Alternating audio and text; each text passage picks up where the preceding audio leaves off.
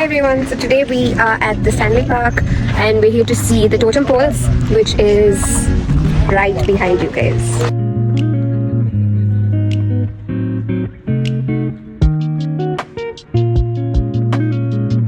So the totem poles are situated at the Brockton Point in Stanley Park and is one of the most highly visited tourist spots in British Columbia, with having over millions of visitors each year.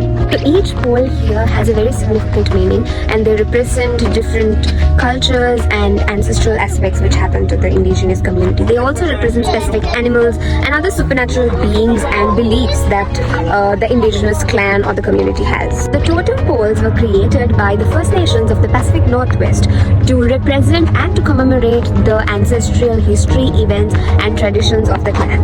Another fun fact about these totem poles is that they were actually carved by hand using sharpened stones, seashells, beaver teeth and even through bones, which is quite fascinating, I think. So yeah, I'm done with some of the exploring, but I wanted to speak about the similarities and differences that I found with the indigenous culture to my culture, right? So I come from a Sri Lankan Hindu Tamil family, and one major similarity that I noticed was how connected the indigenous people are to their culture, how they value this land and the gifts that it has given us, how rooted they are to the lands that they come from, and which I can truly connect with my culture, because we have festivals which actually talks about giving back to the land. Specifically, the Thai Pongal festival is about honoring the sun and the farmers and this land which has given us the crops and given us the food that we need. So that was one similarity that I noticed. And the second similarity that I found was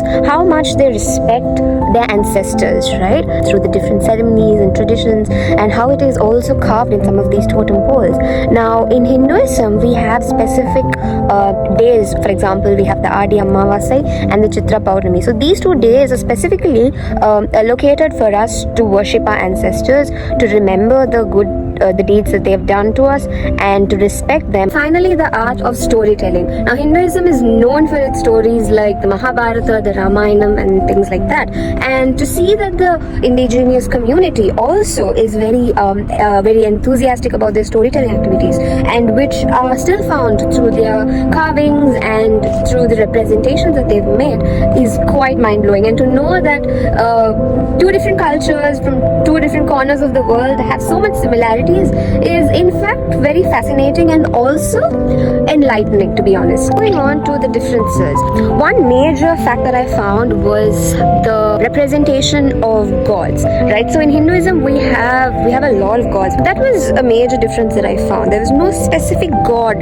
that I came across through my research. And second difference is how the architectural aspect is, because in the Tamil Hindu culture we are very well known for our huge temples and the huge structure of architecture, but here it's more with wood and wood-based materials that I noticed. But in my culture it was mostly with stones and hard, heavy rocks. So that was a difference that I noticed. One of my most favorite indigenous symbolism, which very much connects to me, is the dream catcher. So I clearly remember as a child I used to get a lot of bad dreams, and I had a friend who got me a dream catcher where he went on a trip to Malaysia, and it was a very tiny one and a small brown one spinned with thread and all of that, and he told me this would be a remedy for your bad dreams, because apparently dream catchers are known to filter out the bad dreams and only pass through the good ones to you, more like a lucky charm, right? So from that time onwards I sort of believed myself to get lesser bad dreams, and from then onwards I became really obsessed with dream catchers, so much so that I have a ton of them stacked up in my room back in Sri Lanka, and I was unable to carry them due to the load that I had.